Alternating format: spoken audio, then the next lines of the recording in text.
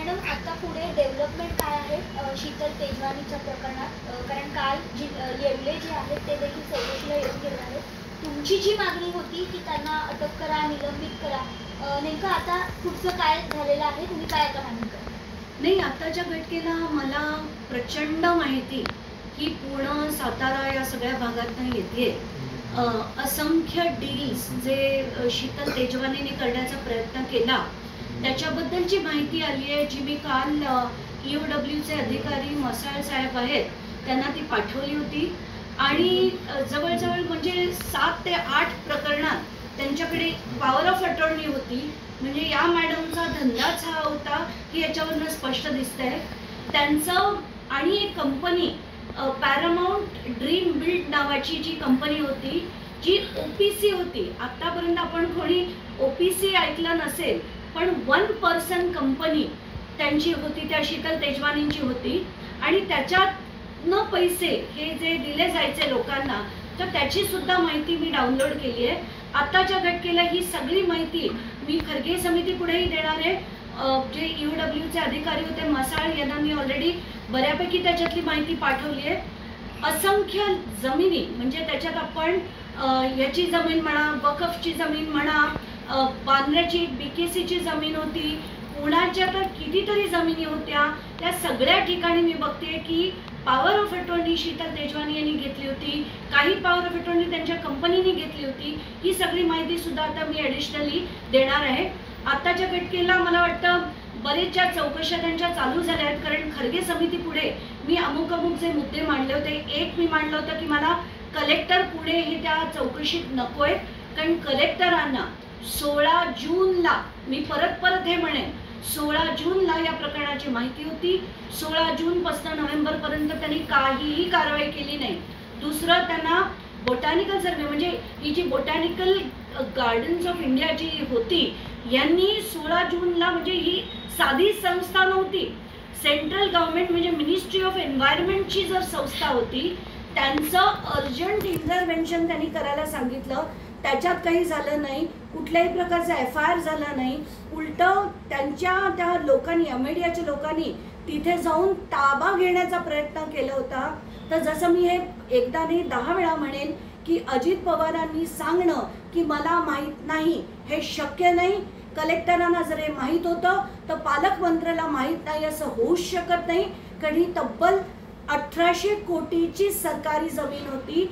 जर कलेक्टरांना, SDOना, तहसीलदारांना माहीत होतं तर पालकमंत्र्यांना याची कल्पना दिली गेली नाही असं शक्यच नाही. म्हणून एक तर ही समिती बरखास्त करा, 2 अजित पवारांचा पालकमंत्री आणि उपमुख्यमंत्री पदाचा राजीनामा हवा, आणि तिसरं याच्यात शीतल तेजवानी आहेत त्यांच्या जेवढ्या जमिनीचं, काल मी हे मसाळांना का पाठवलं, कारण त्यांच्या जेवढ्या जमिनींचे व्यवहार आहेत त्या सगळ्या व्यवहाराची चौकशी होणं गरजेचं आहे.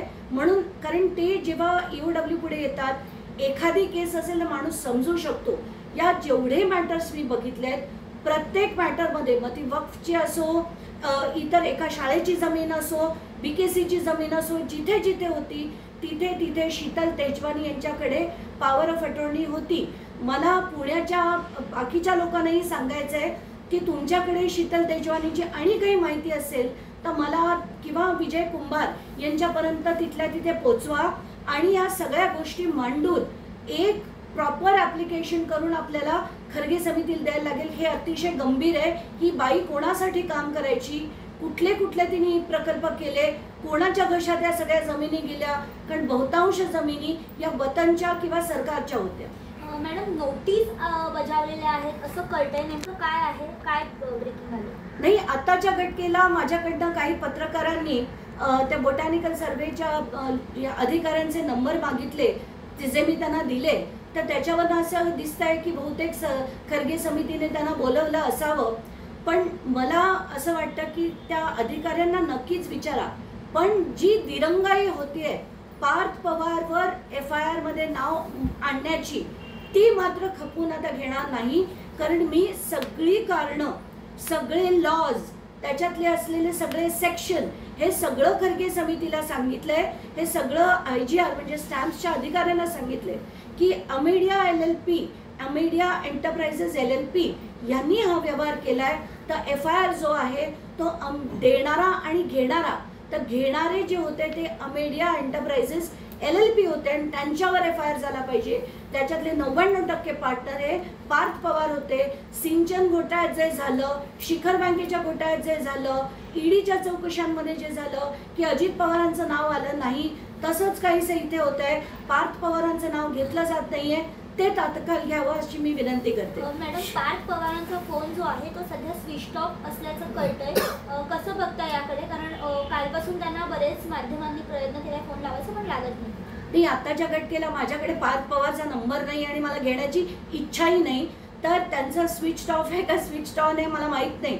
पण जर ते स्विच म्हणजे नसतील तर काय आहे, कुठे गेलेत, का गेलेत, आणि जर उपमुख्यमंत्र्यांचा मुलगा जर असा ॲब्स्कॉन्डिंग राहायला लागला, पण मला असं वाटतं की हे याचं जे ट्रेनिंग आहे तर त्यांनी कदाचित वडिलांकडनंच घेतलं असेल, कारण वडीलसुद्धा असंच बऱ्याच वेळा फोन स्विच ऑफ करून बसतात, तसंच काहीतरी ट्रेनिंग वडिलांकडनं त्यांनी घेतलं असावं. शीतल तेजवानी यांच्या अनेक व्यवहार आता तुमच्या माध्यमातून समोर येत आहे. हे व्यवहार देखील अशाच प्रकारचे आहेत का, असं काही संशय? आताच्या घटकेला मला त्या व्यवहारात काय झालं त्याची माहिती माझ्याकडे नाही आहे, पण ज्या पद्धतीने केलेलं आहे, कारण आधी लोअर कोर्टमधनं घेतलं आहे, हायकोर्टात अगदी थेट सुप्रीम कोर्टापर्यंत त्या गेल्या होत्या, त्याच्यात सुद्धा ते डिस्पोज झाले. तर आता जसं हे पण प्रकरण हायकोर्टाने डिस्पोज केलं होतं, तरी शीतल तेजवानीने ते ट्विस्ट करून अधिकाऱ्यांकडनं करून घेतलं. तर आत्ताच्या घटकेला याची पुढे काय झालं मला माहीत नाही. म्हणूनच हे सगळे जी प्रकरणं माझ्याकडे आली ती मी जे अधिकारी आहेत EOWचे मसाळ साहेब त्यांना ती दिलेली. मॅडम, तुम्ही BKCच्या जमिनीचा उल्लेख केला. साधारण किती एकर जमीन आहे, काय आहे नेमकं BKC प्रकरण? BKCची जी जमीन आहे ती जवळजवळ 7 एकरची जमीन आहे आणि त्याच्यात सुद्धा पॉवर ऑफ अटॉर्नी ही शीतल तेजवानींकडे होती. त्याचे देखील पेपर्स मी अधिकाऱ्यांकडे दिलेले.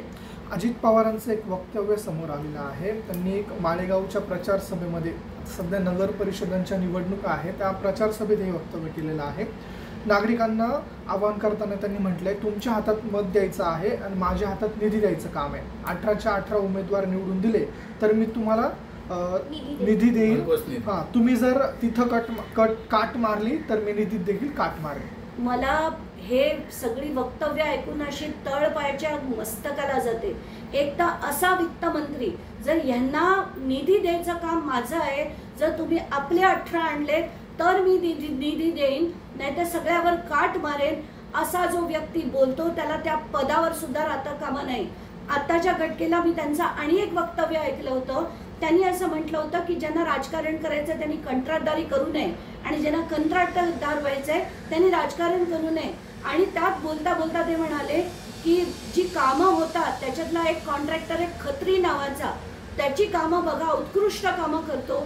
तर हा खत्री, जर तो सिंचन घोटाळ्याच्या इनफेमस खत्री जो जेलमध्ये सुद्धा जाऊन आला होता, त्याच्याबद्दल ते बोलत होते का, याचं स्पष्टीकरण त्यांनी द्यावं.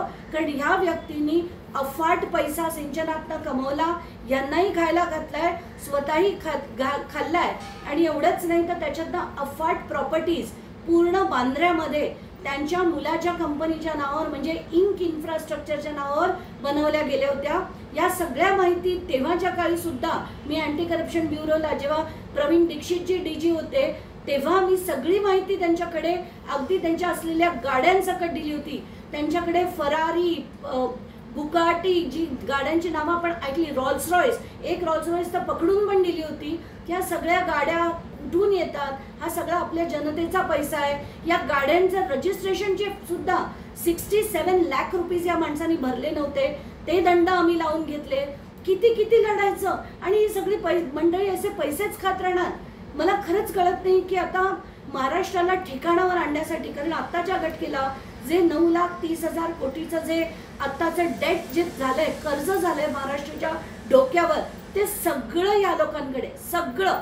आणि या लोकांना ज्या दिवशी शिक्षा होऊन हे सगळा पैसा होईल ना, शून्य होईल हे कर्ज. आणि आत्ताच्या घटकेला हे जे वित्तमंत्री, 10वी पास वित्तमंत्री आहेत ना महाराष्ट्राचे, ते अशा लोकांच्या डोक्यांनीच महाराष्ट्राची विल्हेवाट लागली. आपण जामनगर नगर परिषदेमध्ये नगराध्यक्ष पदाचा मला आणि एक मुद्दा मांडायचा आहे. तो आहे की काल काही माध्यमांनी दाखवलं की महाराष्ट्रातलं आत्ताची गणितं म्हणजे भाजप काँग्रेस बरोबर जात आहे काही ठिकाणी आणि काँग्रेस यांच्याबरोबर जात आहे, हे त्यांच्याबरोबर जात आहेत. ह्या सगळं ऐकून डोकं चक्रावलं की चाललंय काय, म्हणजे कुठे नेऊन ठेवला महाराष्ट्र माझा. प्रत्येक पक्षाशी 2-2 ठिकाणी 3-3 ठिकाणी जी समीकरणं दाखवली, याला लोकशाही कुठच्या अँगलने आपण म्हणू शकतो, कुठच्या अँगलनी हे लोकांची काही विचारधारा आहे, काही देशाला पुढे नेण्याची काही विचारधारा आहे, याच्यावरनं काहीच दिसत नाहीये. आत्ताच्या घटकेला हे सगळे बिझनेसमॅन पैसे कमवायला राजकारणात येत आहेत, एवढंच मला दिसतंय. तर जामनेर नगर परिषदेच्या नगराध्यक्षपदाचा उमेदवारी अर्ज भरताना गिरीश महाजन यांच्या कार्यकर्त्यांकडून शरद पवार गटाच्या कार्यकर्त्याला उमेदवारी अर्ज मागे घेण्यासाठी धक्काबुक्की करण्यात आली, त्याला मारण्यात आलं. हे सर्व घडत असताना निवडणूक अधिकारी देखील तिथे होते, याकडे कसं पाहतं? मला तर निवडणूक अधिकाऱ्यांना काय बोलावं हेच कळत नाहीये की जर गिरीश महाजनांच्या कार्यकर्त्यांनी निवडणूक हे तू मागे घे असं जर म्हटलं असेल तर याच्यापेक्षा शर्मेची बाब जास्त नाहीये.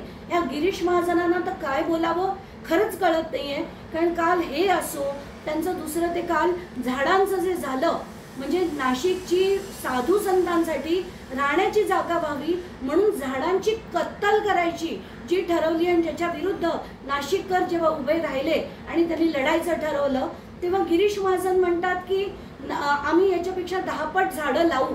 अहो पण तुम्ही लावणार किती, या झाडांची उंची किती? कारण ही ज्या सगळ्या गोष्टी आहेत ना, या राजकारण्यांच्या डोक्यात येणारच नाही. त्यांना कळतच नाही मुळात की लोकांना काय हवंय, झाडांचा उपयोग काय, त्याच्यातल्या ऑक्सिजनची काय गरज आहे. राजकारण्यांना खरंच माहिती नाही असं वाटायला लागले मला, किंवा त्यांना लोकांची पडलेली नाही. आपण उठायचं आणि सगळी तोडून कत्तल करून टाकायची झाडांची. कारण काल त्याचे मी जेव्हा व्हिडिओ बघितले, एवढे मोठी मोठी टोलेजंगी झाडं होती, ही जर कोणी तोडायचा विचार करत असेल तर त्याच्यात जे लढतायत त्यांच्याबरोबर ताकदीने मी उभी राहणार आहे आणि त्याच्या विरुद्धही लढा देणार. बीडचे सरपंच संतोष देशमुख यांच्या हत्या प्रकरणामध्ये उज्ज्वल निकम सरकारी वकील म्हणून केस लढत आहेत. मात्र मागील अनेक दिवस ते केस लढण्यासाठी गेले नाहीत. यावर माध्यमांनी त्यांना विचारलं असता त्यांनी असं सांगितलं की सातत्याने तिथे तारीखवर तारीख दिली जाते म्हणून मी केस लढायला जात नाही. मला तर शंका वाटते की संतोष देशमुखांच्या केसमध्ये तारीख पे तारीख ही कोणामुळे दिली जाते हे पहिलं शोधणं गरजेचं आहे. ते खरं कोर्ट देत आहे का हे देत आहेत की हे अर्ज करून सांगतायत की आत्ता मला जमणार नाही, नंतर मला जमणार नाही. या सगळ्या गोष्टी खरं तपासणं गरजेचं आहे. कारण कोर्टाला माहिती आहे किती गंभीर प्रकरण आहे आणि त्याच्यावर जर तारीख पे तारीख चालली असेल त्याच्यापेक्षा दुसरं दुर्दैव नाही. मी त्यांच्या भावाशी बोलून, धनंजय देशमुखांशी बोलून याच्यावर पुन्हा अर्जन्सी कोर्ट करून ते मॅटर आणायला लावणार. मॅडम, तुम्ही परवा चौकशीसाठी जेव्हा गेला होता त्यावेळेला मंत्रालयामध्ये 2 जण आई आणि लेक तुम्हाला भेटण्यासाठी आलेले होते. तुम्ही त्यांच्या भेटण्यासाठी तुम्ही जाणार का किंवा तुम्ही काही नंबर वगैरे त्याचा मिळवलाय का? नेमकं काय झालं होतं त्या दिवशी? नाही, काय झालेलं, मी खरगे समिती पुढे मंत्रालयात जेव्हा पोहोचले ते संध्याकाळी 6ची वेळ होती आणि त्याच्यानंतर मला ते समिती पुढे मांडता मांडता जवळजवळ 7:15 वाजले होते. मला बाहेर आल्यानंतर असं कळलं, एक माणूस आला आणि तो मला म्हणाला मला अमुक अमुक अमुक माझ्या जमिनीबद्दल तुमच्याशी बोलायचं आहे. तर मी त्यांना म्हटलं आपण इथे बोलण्यापेक्षा शांतपणे निवांतपणे तुम्ही मला समजावा, मग मला जे करता येईल ते मी करेन असं म्हणून मी बोलल्याबरोबर तो तिथनं गेला.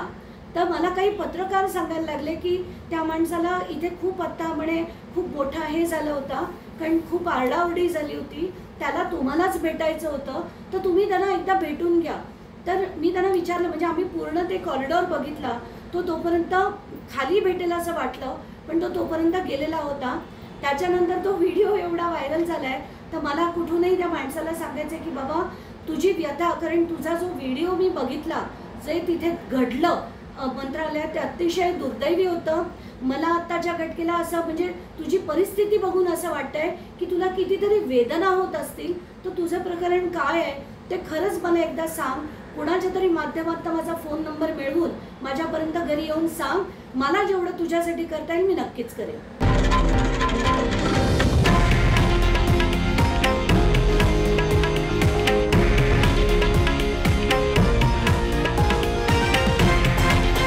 हे आहे देशातील नंबर 1 न्यूज नेटवर्क आणि आपण पाहत आहात TV9 मराठी, एकमेव.